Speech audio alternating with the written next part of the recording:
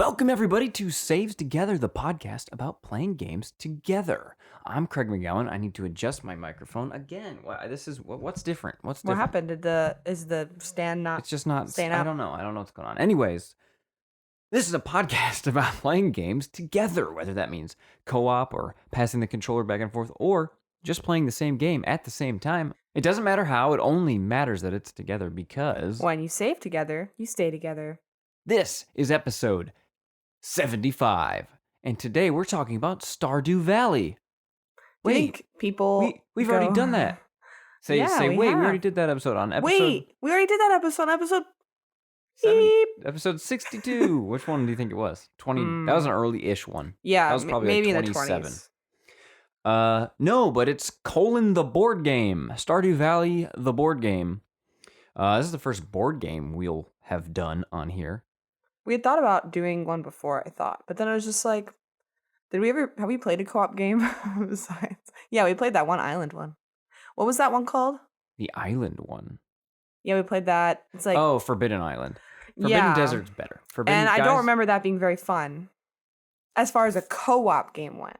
So we'll get into it more when we talk about it. But yeah, co-op board games for me specifically, and maybe not everyone, can sometimes be rough because depending on who you play with, they really dominate the strategy. They just kind of tell you what to do.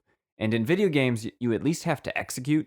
Like you at least have to, I'm the one who pulled the trigger. So even if you told me, shoot that guy, I pulled the trigger. You aimed. But in a board game, you told me shoot the guy. I was like, great. My turn was supposed to be I decide what to do. It did just feel like you were telling me what to do when we played. Was there another co-op board game we tried besides that Forbidden Island one? I like co-op board games despite my qualms about them. Yeah, so I'm asking sure I don't know. I don't think we have. Like, I know it sounds weird. The Adventure Zone board game is co-op. Was it? I guess the one where you make it's kind of stories. Free form, right? Yeah. Anyway, this I feel for some reason for me was like a really proper co-op board game that we played. And if you've ever played like Arkham Asylum or all of those, there's a lot. Batman Arkham Asylum. I have indeed. That's not. Yeah, that's right. Isn't that the game though? Batman Arkham Asylum, but isn't it also Arkham Horror? Too. Arkham Horror. Arkham Horror. You said Arkham Asylum. That's a good game too. Not co-op though. Should I play Arkham City? No. I never played that, and it was on the same disc. No, there's no reason to. The first, if you ask me, the first Arkham Batman game is the only one worth. Yeah, I think you'd said that earlier, playing. And that's why I never played it. If you really liked it, you could play more. No, I didn't like it enough. I liked it the right amount. You know what I mean? It's a good ass game.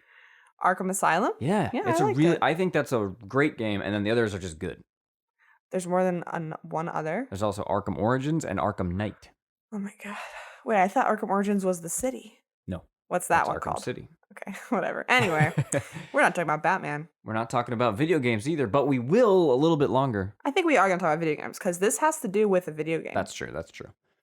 Grace, what have you been playing in your solo time?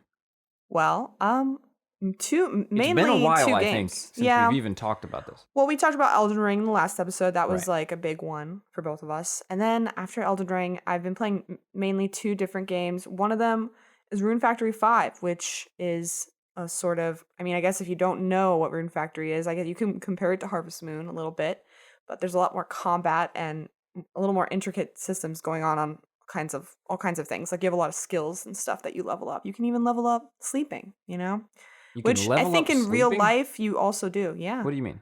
So every time you go to sleep, you earn experience points at sleeping, and then you get levels up. What do those levels get you? Every level and every skill gets you more stats and like benefits to anything. Like like more strength, more HP. So there's an eating skill, there's a love skill, there's a walking skill, there's skill for almost anything you do in that game. I love that.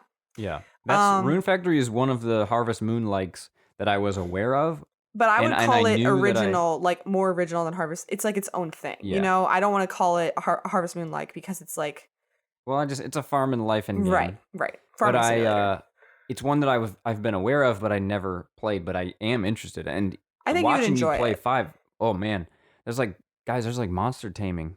Yeah, the monster taming is a big part of it. This is kind of a Craig game. The only thing that is difficult to deal with is there's a lot of performance issues on the Switch, but now I've been playing the game for I think at least 20 hours, and I just don't even really know. I notice, but it's the kind of thing where it's, for me at least, like not a big deal Is it anymore. on PC? No, it's only on It's Switch. only on Switch. Why? Yeah. If you're gonna make a game that's only Switch, listen, it's hard. I don't make games. I know it's hard, but like, I understand when games that are on other consoles don't run as well on Switch, right? Because it's like they didn't make it for this. But I don't couldn't you Yeah. if you're making it just for Switch, shouldn't Feels it? like it shouldn't be released. Like it's bad enough that it's almost like I'm kind of shocked they released it like that. And it was worse. Like this is after it had been, ported to North America as an English version, and they had a bunch of patches to fix a lot of the stuff. I don't even want to know what it was like Wow. before, Yeah. and it's still pretty bad. Yowie But wowie. it's been fun. I really like the writing and all the characters. Like it's very charming and addicting. And then I started playing Dot Hack Rebirth, which is a collection of all the like hack video games on PS4, and it's great. I love this game. And it's like the PS2 games, right? Like Yeah, originally I it's think the released on the old PS2 in games that just 2006. remastered or They something. they remastered some of it's like clearly still like 4:3 kind of thing. Are the cutscenes? No, the cutscenes are all in HD. Really? Usually the Yeah. cutscenes are the ones that's like, The well, the fan video art, file was they didn't redo the fan art, some of it. So if you like download the fan art from the forum, that's all in 4:3. And so when you like make it your background on your like home screen, it's still 4:3. And you mean the fan art in the game because the Yeah. game is about playing a game. I didn't know. Okay, you know what's crazy? I remember being interested in Dot Hack a long time ago. I don't even remember why. I think people had mentioned it on forums, and I was like, "Oh, that sounds cool. I'll put it on my to playlist." This is the first time I've actually played it. I didn't know at all what this game was about. I had no idea it was Yeah. about an MMO. Like you are playing as a person who is playing in an MMO, and then you get to log out and you check emails and you go on forums and you like look at the news, and it's really cool. Yeah, I'm really intrigued, and it's just like Rune Factory. I'm looking at it like, oh my god, do I need to play this? It's very good. I think It, if you're interested in JRPGs and you have not played Hack, like you really should, because I'm a JRPG lover and I feel like I've gotten kind of tired of a lot of them, but this one is like it's like refreshed my love for JRPGs. I'm like, this is great. I love this. The writing, it's so goofy, and the aesthetic of it is just it's awesome. Especially if you like MMOs. Like I feel like this is a great game for like getting to explore like that culture within a game. The dramatization of what it's like to play an MMO is very funny. yeah, back in the day when it came out, like PS2 gen, I wasn't really up on the news for games. Like I didn't really know. You know how like nowadays you just kind of know every game that's coming for the most part. I wonder if it was niche at the time. I don't know. No, that it was at least not for me. I was aware of it, but I Okay. lumped it in with like I didn't have a PS2 when the PS2 was like out, so yeah, that's I why I lumped didn't it have in with like Dark Cloud and Xenogears or Xenosaga and like a bunch of those PS2 JRPGs, and I wasn't really playing those at the time because I was too naive to think. Like I don't know. I mean, it's its own thing. I feel like it's kind of in some way overwhelming if you never played those kinds of Yeah, games. It's right. like, oh, that's not for me, Especially as a 13-year-old Right. who I didn't have anyone to like guide me through. So like when I would get one, I got Dark Cloud 2. I didn't ever play Dark Cloud 1, and I only played like 10 hours. I just didn't really get it. I think But Dot I think Hack those is games are great. especially for some Yeah. reason kind of I don't even know how to describe it, but just like if you look at the cover, the art is it's so anime. And I think at the time it's like, oh, this is I don't know. It is really anime, you know? yeah. Because Um, now watching you play it, it looks like Phantasy Star Online, which is something I love. Like the Mhm. aesthetics. Yeah, it is similar to that. Like there's these things called avatars and they look essentially like mechs, but they're a little more fantasy-ish, and it's great. I love the cutscenes are awesome. Like everything's really great about the game. You play as this very edgy, clearly teenage boy who's like growing up, and I really like a character like that. Kind of similar if you've ever played Tales of Abyss. You play as a character named Luke, and he sort of starts off as a total asshole, and then by the end of the game, he's like comes so far, and it's like it's really nice. So that's clearly what they're doing with this game, but I like it. Do you ever come out of the game and play like in the real world? Not yet, but I just beat the first episode today. There's 4 episodes on the disc, so who knows where Each it can episode go is from one here. game, or is It's like it feels like it's part of one game. So I converted my save data from the first episode to the second, and I'm the same level. I have all my items. It's just like oh. it totally just Do continued. you know how many actual PS2 games this is? No, I don't know how they released it Whoa. originally. I want to look into that just because It's interesting. that's crazy. But I was thinking it reminds me of how they're, kind of doing Final Fantasy VII Remake, but I kind of wish, a lot more JRPGs would do this kind of thing where they would release episode. People probably would hate this idea because everyone hates the episode thing, right? I kind of think it's good because you get a break if it's a very long game. Final Fantasy, it's great because now I know I get at least one more game, right? Like, Well, I'm yeah. sure everyone who knows, I do not know the story for Final Fantasy VII, so shush. But everyone's saying like it's probably more than one more game. Right? Oh, it has to be. Yeah. Well, whatever. It doesn't have to be. They could do whatever they want, right? But The I understand pacing what would you're be saying. bizarre. I understand. Right. But it's cool to know that like I spent 100 hours, like 60 to 100 hours with that one, and I've got more coming, and like I like it. I think the episode thing is a problem when it's only like a 4-hour chunk. But I guess now that I'm older, I would appreciate that because it's like, well, it's almost like I don't know. I guess it's hard because games take so long to come out. How do you feel about That's different. Undertale 2? What's it called? Yeah, Starline. Deltarune. Deltarune. Yeah, I was just about to say it's different than a TV show, right? But it's kind of similar to a book actually, because you go through a book series, like a book series that's really popular in fantasy is Brandon Sanderson, and he writes fast, but it's still like 2 years between each book. And so you go back and you have to reread because you forget. But it's kind of similar to that actually, of like something like Deltarune or Final Fantasy VII Remake. And I don't actually mind it. It's kind of nice to have a break and then come back and replay it. I'm probably not going to replay Final Fantasy VII Remake, but I might replay. I don't think I need to replay Deltarune either, but I will reread the books because the books are a lot longer. So I don't know. Deltarune is a whole other beast because I just like Toby Fox's work so much. I can't really I don't know. I can't even critique it that he's taking so long. It's just how it is, I guess. He's just one guy, but I think he's got more people on Deltarune, which is good. Right. Because before that's why it took so long. But I think that's all for me about what I've been playing. What have you been playing? I have been playing Elden Ring. Check this out. Have you heard of Elden Ring? I'm still playing Elden Ring. Mm-hmm. I'm playing slowly now. Are you close now? I've cooled off, not like I think it's bad, and not like I'm sick of it. I've just like I want to do some other stuff with my free time. Yeah. So I have to be close. There's no way I'm not close. Mm-hmm. I'm at the whatever. You've seen where I'm at. You know I'm close. I'm at the blah. Who's you? No, I haven't. Where are you at? Tell us. It feels like a spoiler to say where I'm at. Okay, all right. Don't say it then. Yeah, because just in case someone's listening hasn't played. Yeah. And if you're interested, like, don't know anything about the game, you should listen to our last episode because we talked about Elden Ring. And we hadn't you had beat it at the time. I had beat it. I'm much further now than I was, but I'm still not done. But I'm at the end, and still love that game. Still a great game. My Playdate just arrived yesterday, and if you don't know what the Playdate is, well, let me educate you, sir. It's just this little console. I'm holding it. It's very cute. It's just this little console that. He's just a little guy. He's just a little yellow guy. Panic and Teenage Engineering came together. They made this cute little guy. He's got a little lever. He's got a little crank. Is it a lever or a crank? It's a crank. All right. A lever. A lever you just pull up and down. A crank is okay. Engineer. But what I'm loving about it so far is just like the 3DS, it's got personality.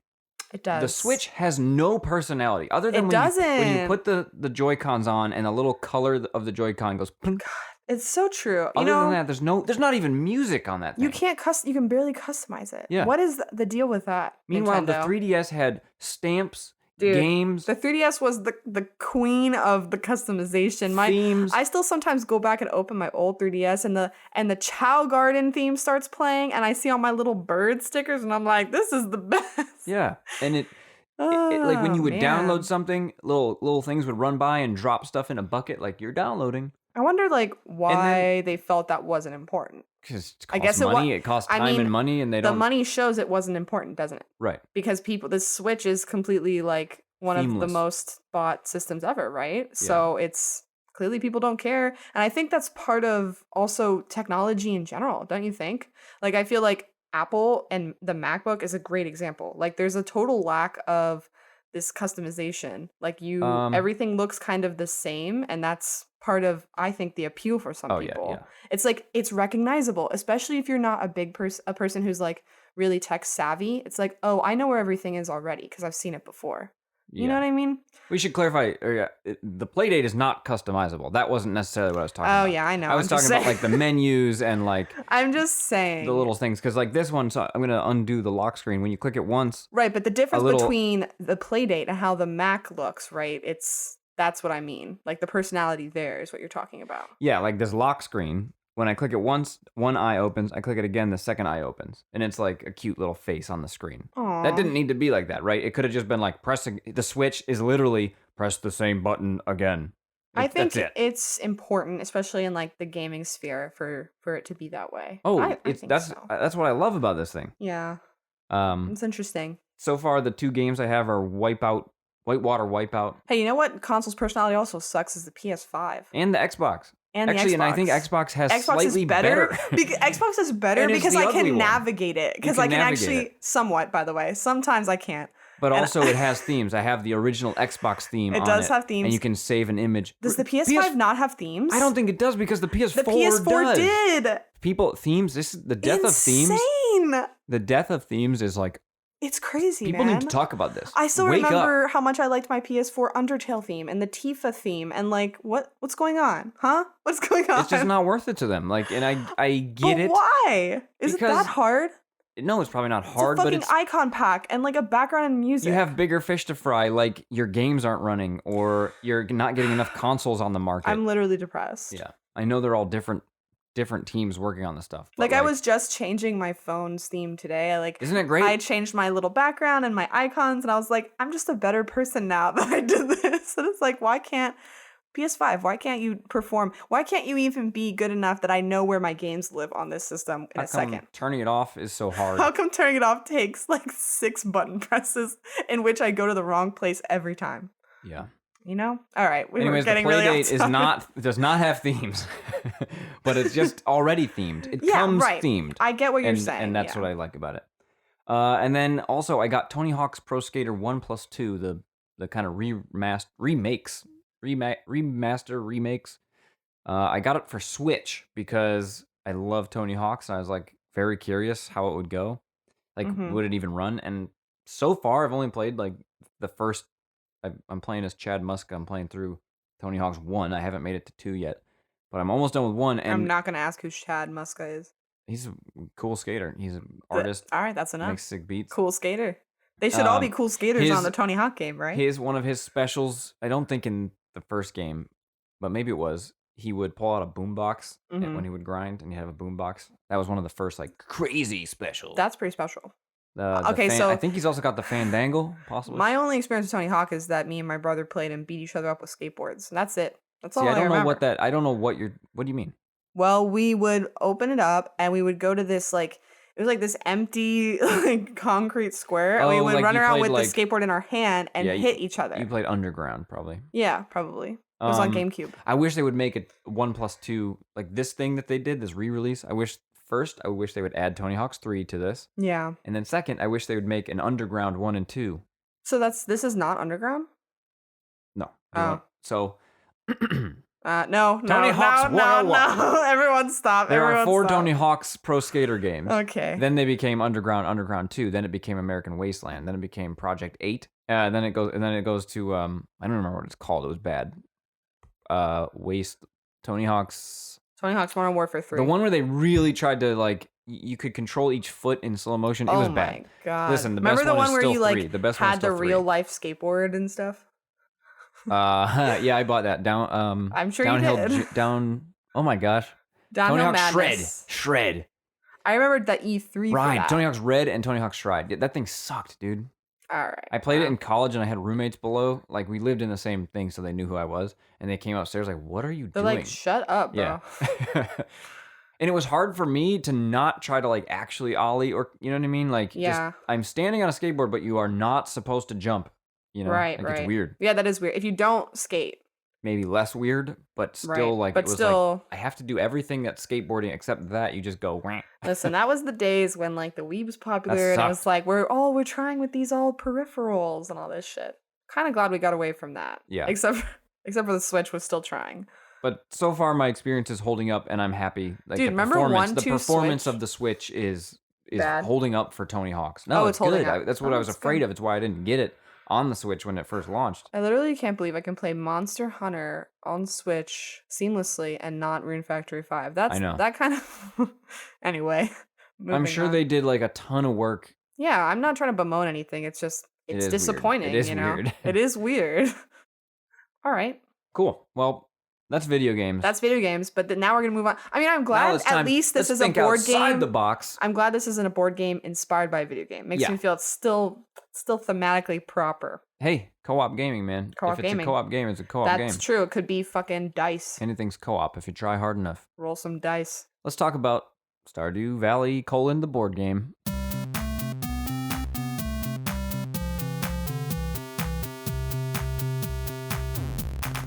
Designed by Concerned Ape and also Cole Medeiros. Sorry if I'm saying your name wrong. And was published by Concerned Ape as well. Now, I don't know how the board game industry works. Like, how did he do that himself? Well, he packed the boxes. He made the little pieces. He drew each board by hand.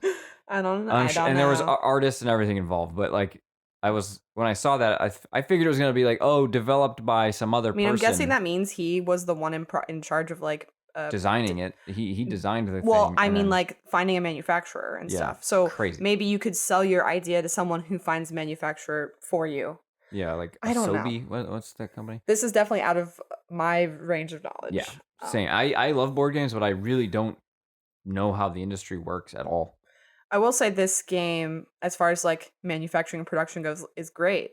Like all the little pieces, there's so many pieces and cards, and I don't know if that's a pro. It's a pro and a con, I think, a little bit. Yeah, that's kind of standard for certain size board games, though. You know, definitely. I mean, we play a lot of different board games, like, but I think this is the one with the most pieces I've ever played, for sure. Yeah. It is. Yeah, for me, it's got a lot.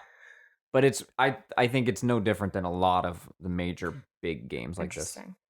Maybe this was released on February 23rd, 2021, which is like what? When did the game come out? 2014? I don't know. Stardew Valley? Yeah. I don't know, but I remember when this board game came out, and I remember I was like, should I buy this? And I like really debated it for like a while, and I was like, no. Yeah. And then what happened was we were on Tabletop with some friends. Tabletop Simulator on PC, an actual video game. And we were like, oh, let's play the Stardew Valley board game on here. And we opened it up, and it was incredibly overwhelming that I was like, you know what? Actually, never mind. Let's play something else. And we did. But my friend was so inspired by that. She bought the game, played it twice. And so we went to her house and played it with them. And it was 4-player co-op. Yes. Is that the max numbers of players? Yes, it is, right? Yeah. So we did that. So that was good. I'm really glad we did it in person, like with a real board game rather than Tabletop Simulator. Yep, I wouldn't do an episode on a game we played on Tabletop Simulator. Really? I feel like interesting. Even though it's the same game, even though we could do an episode on Tabletop Simulator. Interesting. Which maybe we should. But okay. It was we didn't usually if we're gonna do we do board game nights on Tabletop Simulator. Well, I do think a board game, I think you're right. I think a board game is important to experience. Like, I'm glad Tabletop Simulator exists. It's very important as a tool for people, especially during quarantine. Like, I think it got really popular again because people were like, I want to play board games with my friends. We can't see each other. Like, this is great to have. But I think part of the board game experience is being in person and having pieces and all that. Oh, yeah. Jazz. So if we're going to do an episode, I think I agree. I'm really glad we did it in person. Yeah, Tabletop Simulator is very good, and it's great because we have friends across the world, the nation. So it's wonderful to be able to. We organize board game nights once a quarter. Like we don't do it that often, but we do it a few times a year. And usually we watch a video and learn how to play the game, and then we teach everyone who comes to play the game. Mm-hmm. But in this instance, we just didn't get around to watching a video. It was like, we'll figure it out when we load it up. And then, like you said, we loaded it up and we said, no. Never mind. But I'm glad my friend bought it, and so we went and played it. So can you kind of run down the genre gameplay? Like, what are we doing in Stardew Valley? I don't think the factors really apply here. We're running this through the factor machine. This is a full-blown episode of Saves Together. Genre, I would call it an RPG.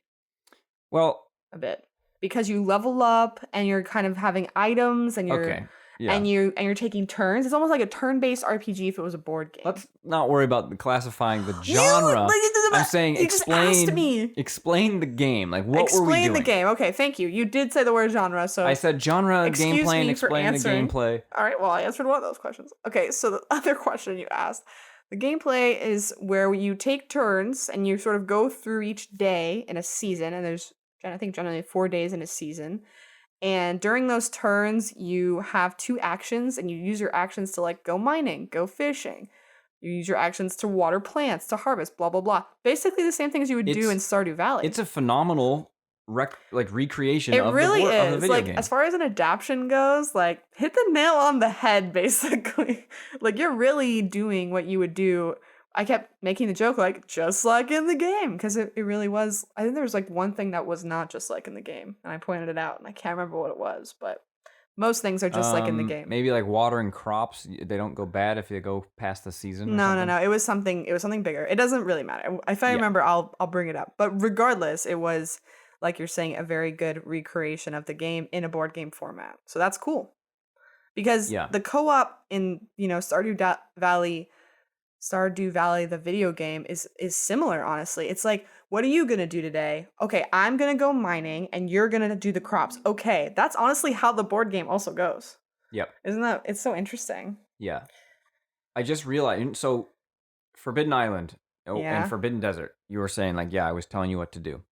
You were like, you go here. I was like, okay. Right. So what really helps is, this actually has this too, so maybe not. Are you going to talk about, like, the roles? Because I'm just thinking of the mechanic of why some co-op board games result in this, and part of it is going to be who you're playing with. Part of it is going to be experience playing the game, but also if you have to roll a dice, even if I tell you what to do, if you have to do something randomized, it still feels like you did it. Even if I tell you, like, you should roll this dice, I can't control what dice you're going to get. Right. So this game does have what Forbidden Island has, which is go to this space and then move to this space. I think the big difference is you still have to roll some dice. You still have to do some stuff. But you also have roles. And I think that's a big difference. So this is what I was saying. Like, this could be classified as, like, crew roles game. You do in Forbidden Island as well. Oh, really? I don't remember that. But in this one, you start off, one of us is the farmer, the miner, the fisher, and then there's like two a farming seeder ones. Or something. There's 2 farming ones. And that ended up, because you can level up your skill every season, that ended up dictating what we did. So my friend was the fisher, and by the end of the game, we were like, okay, you're on fishing this entire time because we need these legendary fish, which we'll get into, because let me tell you, it was traumatic. We came to, when we were making our plan for what we're going to do each turn, it felt a little more organic than some other co-op board game experiences I've had. Yeah. And I do not know if it's the design of this game or the company. I think it's the design. I think it's a little bit of both. I do think, But I think the design really contributes to, first of all, there's a lot of options. Yes. So I think Forbidden that Island makes has, a big difference. No option. It kind of doesn't. I think what it is, and I'm thinking about it more because we're talking about it. I think in Forbidden Island, Forbidden Desert, you kind of see the move you need to make. And I talk about this a lot, but it's like, there is kind of an optimal move right now that if you don't do, we're screwed.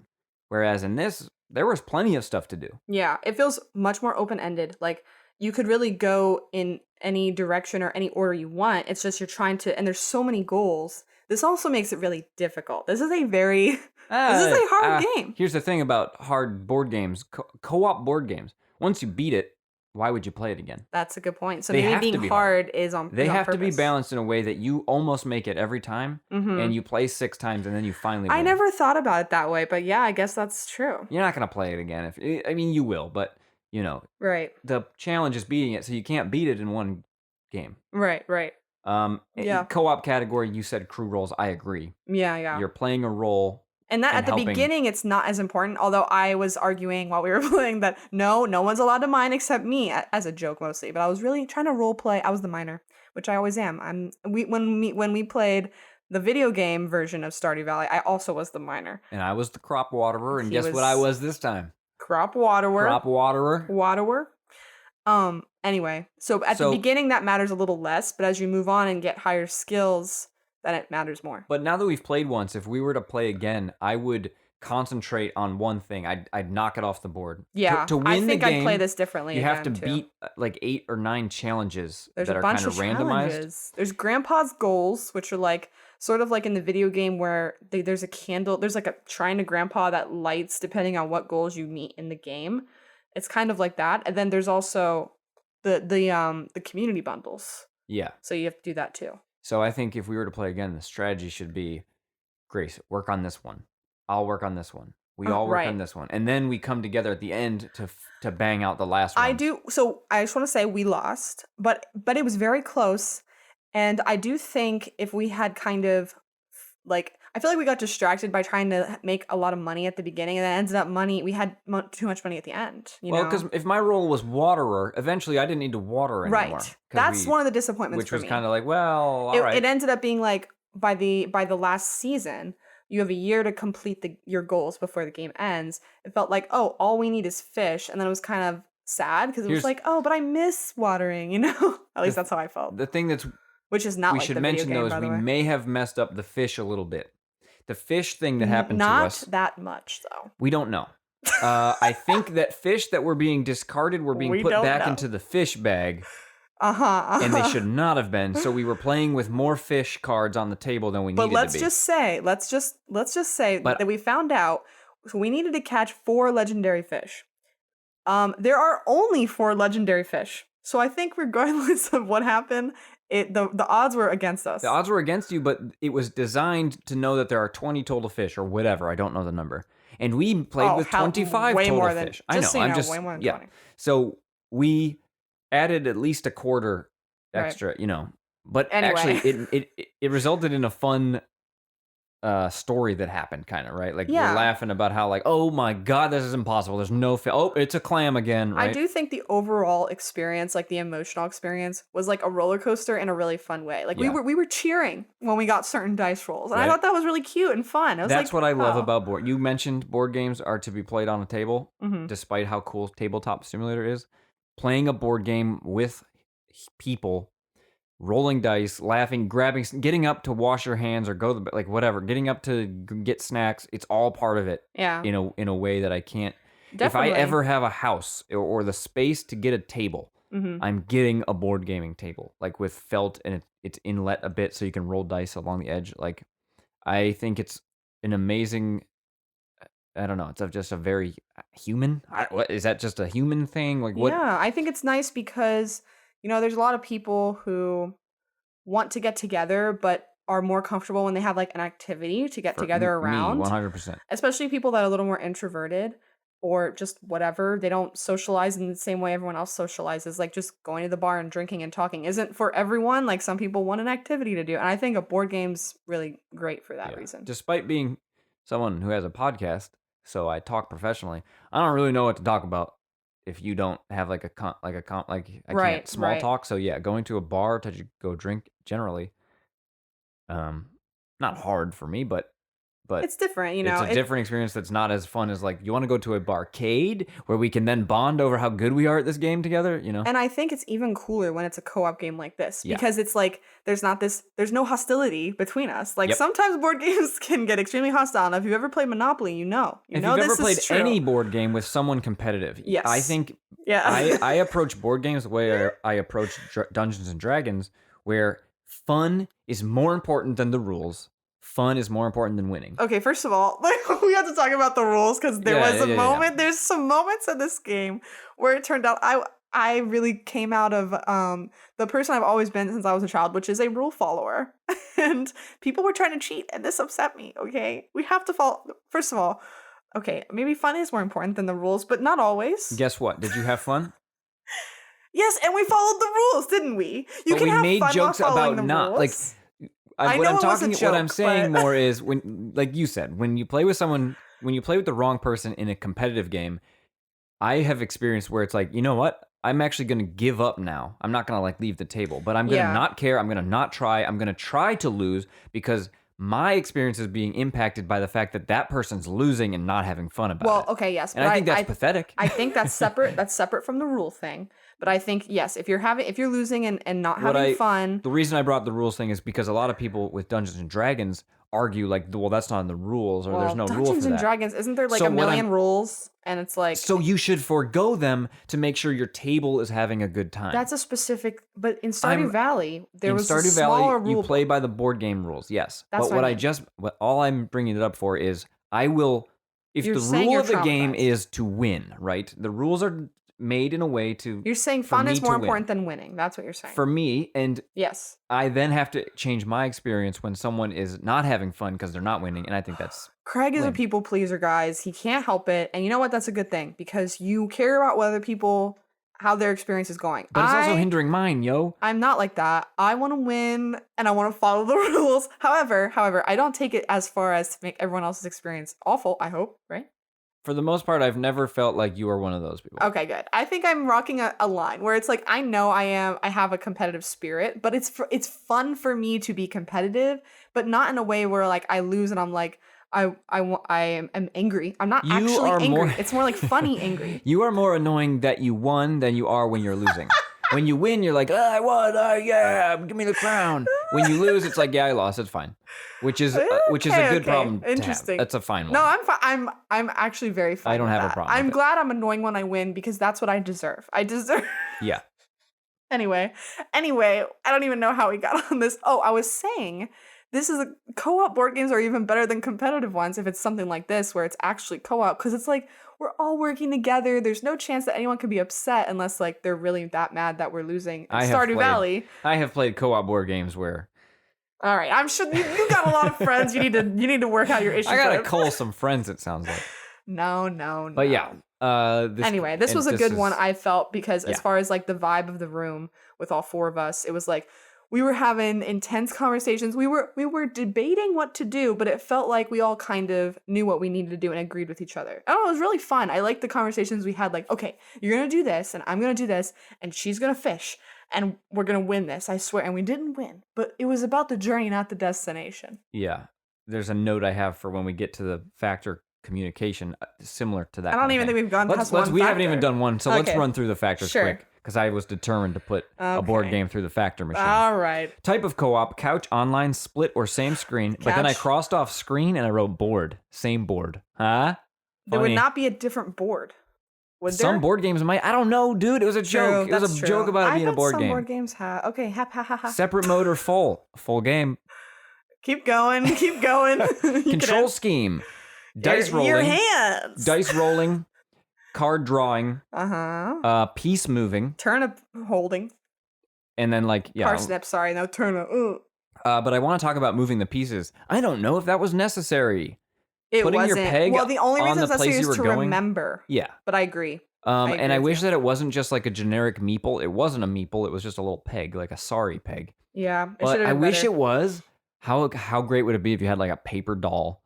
And you got to pick your outfit before you start. Something like that. You know why you're saying that is because when we opened up Tabletop Simulator, it had that. And it was like we were like really excited before we realized how complicated it looked. We're like, oh, I'm going to make my little character. Yeah, and I think that was great. I think that's a good thing. I'd rather have... I generally don't like cardboard piece stuck in plastic holder and that you move that around. Yeah. You know? I think that's lame, like a Candyland.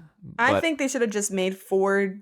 like different looking Stardew Valley farmers. That's what I should have done. But it's okay. Not a big deal. It was not a big deal. But the piece moving really wasn't that satisfying. Now, I remember you were extremely determined that when we went back to, so at the end of each turn, you go back to the house and go to sleep. He's like, you have to knock your piece over. I felt like that was unnecessary. But at some point, it did help us remember whose turn had gone already. I'll tell you what. Something I love about board games is figuring out the optimal placement for pieces to signify things. I like what a nerd. I've designed so many board games in this journal, and I'm always thinking of like little symbols that can mean like. When's your board game gonna come out, man? Come on, let's make it happen. There's 3 or 4 that I actually think would be cool, but when the hell am I gonna do the work? I wonder like where you go pitch that kind of stuff. Yeah.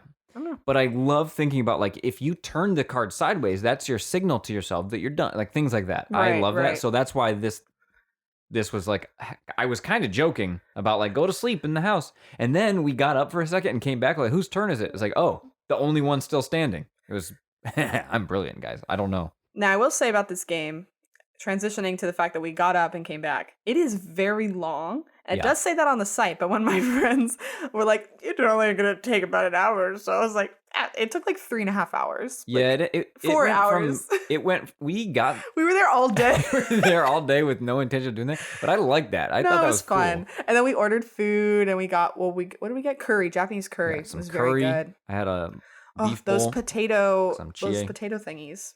They were Croquet. Great. You ever play croquet? The long game? I think as like, yes, but as like, I think my uncle had like the pieces. And we played it as a joke. Like we were kids. We didn't understand how to actually play. I want a house so I can have a board gaming table, and I want a croquet set. Wow, I'm not coming over because croquet sucks. No, croquet is awesome. So, dude, are we done with the factors? No, we're only on the progression. Things to unlock. Win or lose. Yeah. The progression is win or lose. You progress well, you do progress every season. You get a skill up, and that's pretty important. And then you can upgrade your tool as well by paying ore. Right. So I don't know if that counts, but I think that counts. Progression of It's progression of it's like the leveling part of it. Shared loot or XP?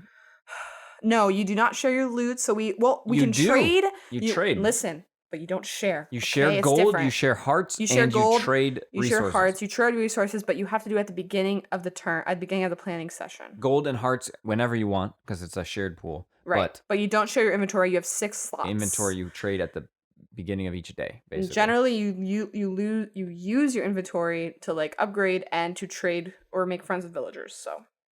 Yeah, I thought the inventory system worked really well. I liked it. We never got too full. It was a good amount of space. Yeah, so I it was thought never that like, was wow, I'm really full and I can't believe it. It was like, I better play it safe. I've only got 2 more slots, and it was fine. I liked it.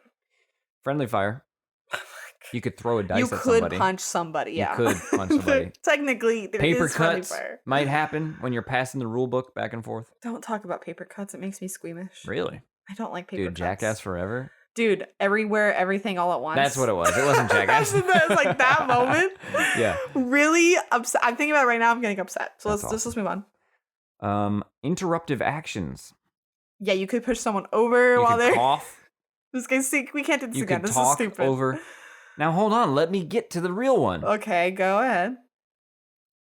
Not listening to the plan. So you're supposed to have a planning phase, and a very interruptive action would be if you just didn't do that. I could stop you.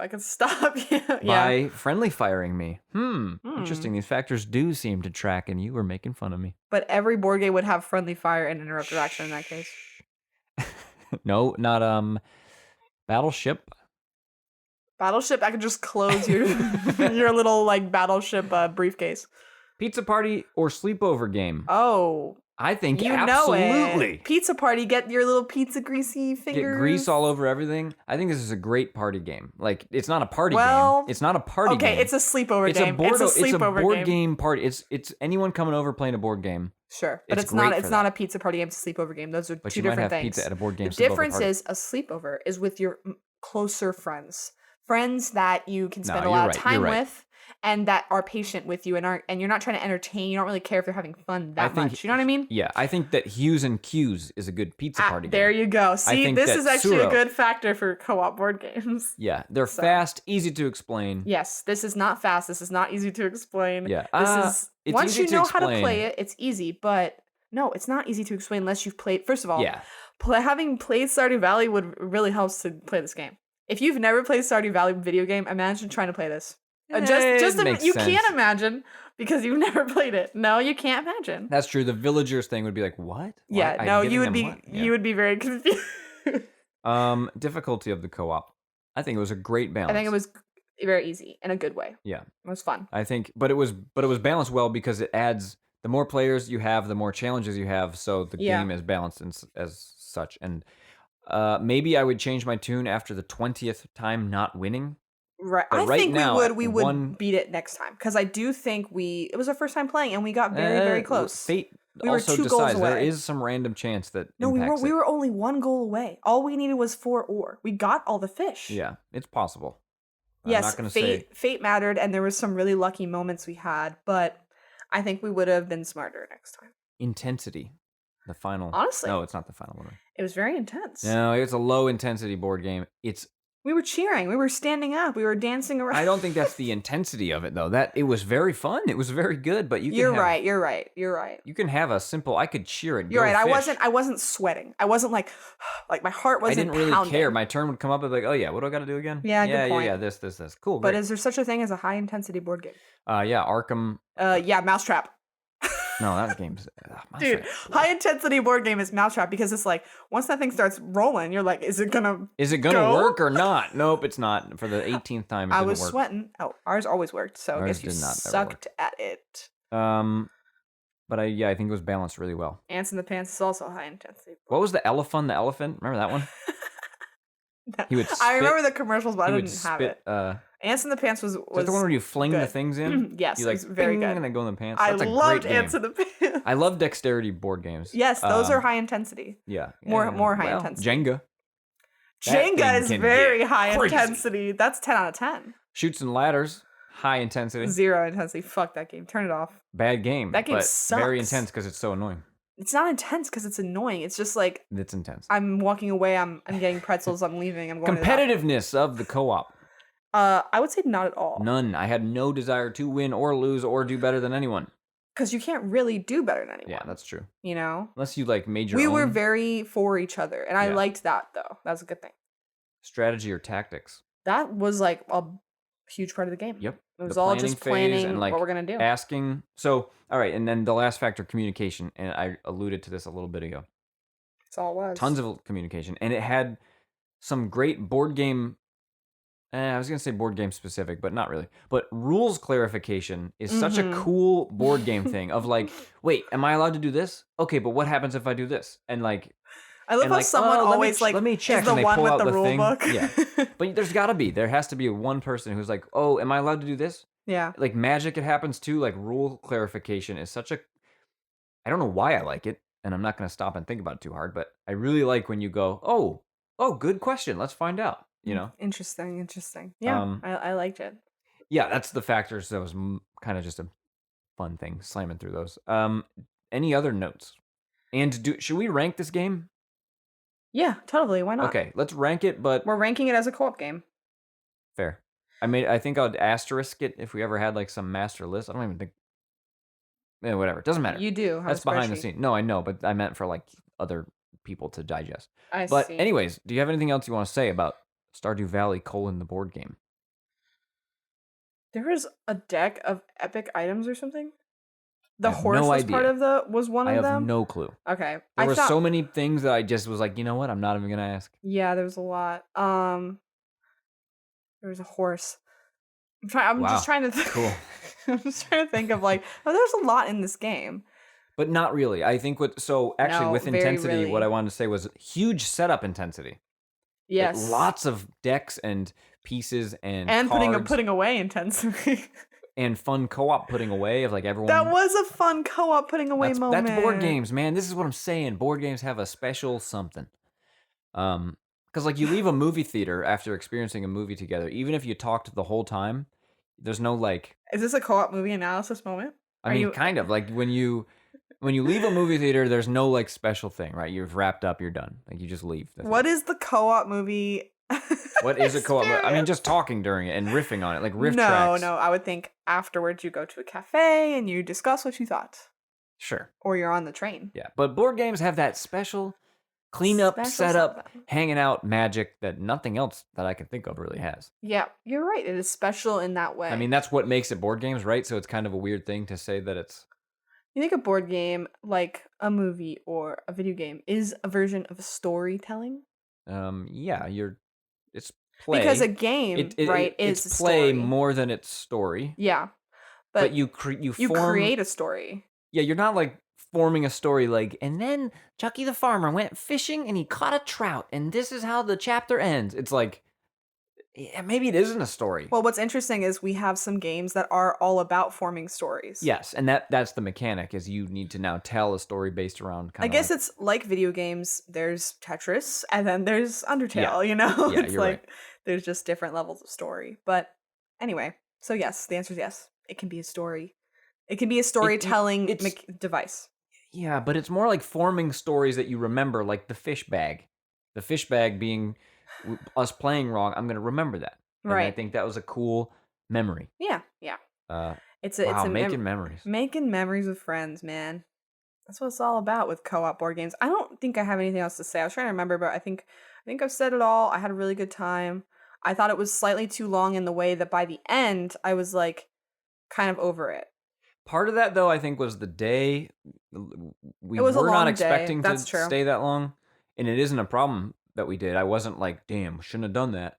But part of it feeling long, I think, was my human energy. Yeah, but maybe we would see if we played more, we would find out. But I think game wise, specific, like I was saying earlier, is like I was disappointed there was no reason to harvest crops anymore. Like that kind of thing. I was like, oh, but then again, then the pacing speeds up because you're like, okay, we're just fishing, so like let's just bang it out. So I don't think it's not that big of a deal. Overall, like it felt like the appropriate length as far as you have to go through all the seasons, and every season should have 4 days. We have to be equal here.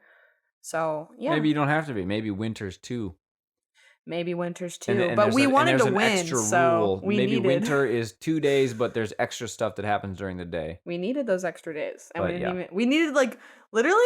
Actually, if we had like 2 more days, we probably would have won. It was just but it was kind of random at that point. Right, and we had rolled to re-roll the dungeon. That was a mistake. The mine, and then we lost the ability to get what we needed, so we would have had to re-roll again. But I think if we had started at the beginning, we're already like we're planning our next move already. We're not even playing the game. I was thinking I didn't really want to play again when we finish, but now I'm thinking I would want to play again because it feels like I would want to see if we can win. I want to win. I mean, but like I said earlier, once you win, as far as I can tell, once you win, it's like, well, don't really need to play that again. Yeah. But maybe not. I might be wrong. Anyways, let's rank this thing. Yeah. So I think I would give it. I give it an A. I was gonna give it an S. A plus. No hats. That was in sync, dude. No hats. No hats. If you could customize a character, I would say it's an S. Legitimately, I mean that. Okay, let's give it. I think an A is actually really fair because it's a very good co-op board game. Right. I have not played that many, but it's a very good co-op board game. But that makes you want to give it an S because it's like in the realm of, I don't know, I haven't played enough co-op board games. You dropped the rating for me when you said if you don't know Stardew Valley, why would you? True. What would you Okay, you're right. It's an A. So I think it's a very good thing, and as a Stardew Valley fan, I really love it. I think if you love Stardew Valley, you should play this. Yeah. Absolutely, because especially if you have other friends. Together. Don't do Tabletop Simulator for this. No, because you could just play Stardew Valley. It's already a co-op game. We've already done an episode on it. Yeah, get the real game. You don't want it on Tabletop Simulator. But if you have friends in town that you can be with in person, you should play this if you like Stardew Valley. Yeah, I think we had a ball. We truly did. Yeah, it was. And there weren't even balls involved. That's not funny. All right, well, let's wrap it up. Let's head into the closing segment. Let's do it.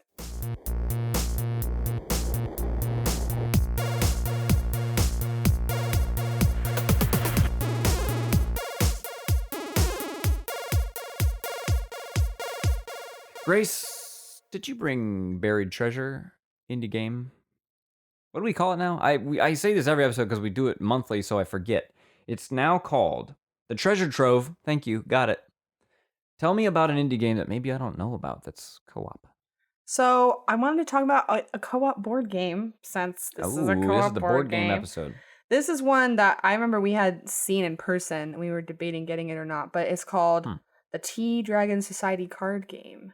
And I thought it looked really cute, and I thought it kind of goes along with Stardew in that it's like, it seems low intensity. It's a deck building game that you can play with, I think, up to 4 people. And you're working together and you're little dragons and you have a tea society. I don't know a lot of the details because you kind of have to play the game to understand that, but I think it looks nice. It looks much more low key than the Stardew Valley board game does. But if you like cute co-op games and you want to try something else, maybe give the Tea Dragon Society board game. It's definitely a card game.